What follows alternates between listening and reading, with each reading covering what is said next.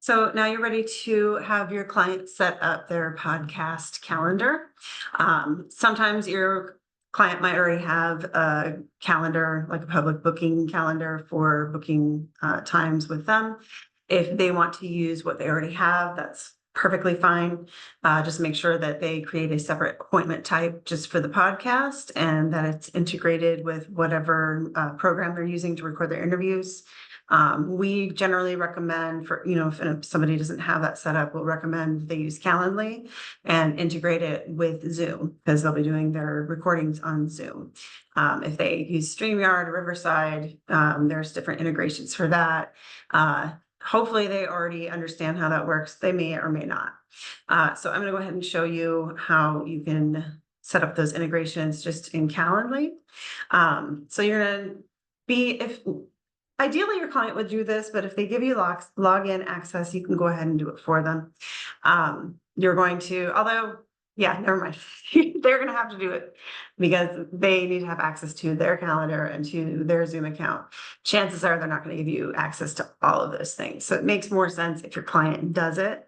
I do just want to show you, kind of walk you through what that looks like so you can offer them a little bit of help.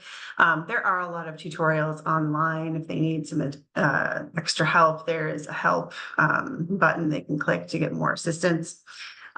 Essentially, they're going to create their calendar type. If they have a paid one, which I do recommend, they can create multiple ones. If you have the free, it'll allow you one appointment type. You can go ahead and, set what the details are. You can give it more information. So this would be for like a podcast interview. It would say something about the podcast interview process. You can set your availability. It'll give you, so this is where you edit all the information about the actual meeting type, how long it is, where it's going to be. Like I have in person or Zoom, obviously they would just have Zoom.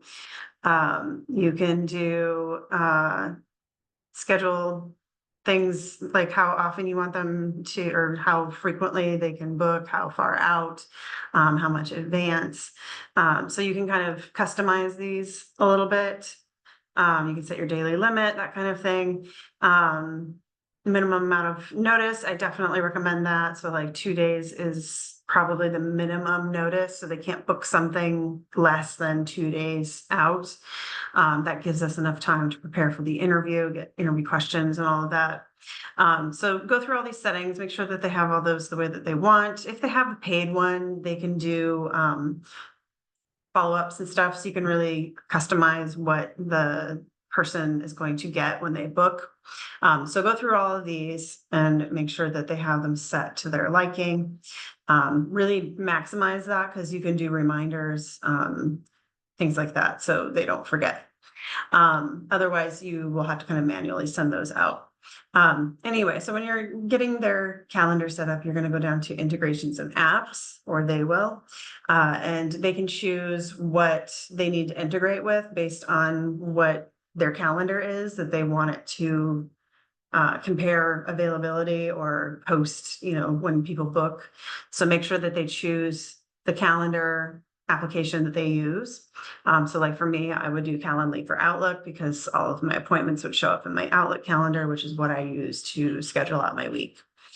They may use other things, so make sure that they're using what they would use in their daily life that links to their daily business calendar. Also, you're going to want them to link or integrate with Zoom. So you can go to the video conferencing, you can choose which ones. If they use something else besides Zoom, they can do that, just as long as they have the ability to record the meeting. When you integrate with Zoom, for example, when somebody goes and books on your calendar, it's going to automatically generate a Zoom link. It'll go onto the Zoom calendar, and then it will kick out a link to the Zoom meeting when they book. So when they get that confirmation about the meeting, it will have the Zoom link in there. If you have the paid version, they can set up the reminders to include that Zoom link as well. So you can go through all these integrations and really customize it and have it set up for what's going to work best for your client. Just this is a reference. Your client may already have something created. They may use some other calendar application, which is fine as long as they understand how to create a specific appointment type for the podcast that will integrate and link it to whatever video recording service they're using. So everything is just a click on a link, and then it'll take the guest to the interview. I also recommend, if you do have the access to Calendly, you can go ahead and check and see if things have been booked. Otherwise, you're going to have to ask your client to notify you when things have been booked, so you can get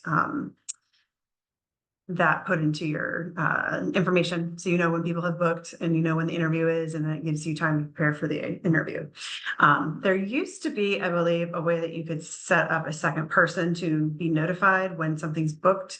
I can't recall if it's something that is no longer available or if you have to have the paid version. So look into that.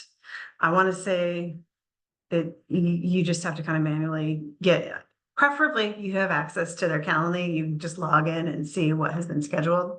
But you will need to know when people have booked and what day and time the interviews are, so you can help get your client prepared for the interview. The other thing that you're going to want to do once they create that calendar is they are going to want to block out time. So some people will set their calendar to just show any open availability if it integrates really well with their daily calendar. Okay, if it integrates really well with their daily calendar, it's going to pick out the times that are available and then just reflect what is. So the two calendars are speaking with each other, essentially. You want to make sure that it's not booked over a time for something else. It's really important. You also want to make sure that the client doesn't miss it. If they're not totally confident in that, I would recommend that they set blocks of time. So each week for the month, they could block off a couple hours, one day a week in the morning, a couple hours, one day of the week in the afternoon. So I do recommend that they have at least 2 days a week available for podcast interviews. And if they can, do varying times. So they could have one day where they're doing morning interviews and another day where they're doing afternoon interviews. And that'll help accommodate everybody who has, varying schedules or in different time zones. That is a really good recommendation to have that available if they are able to.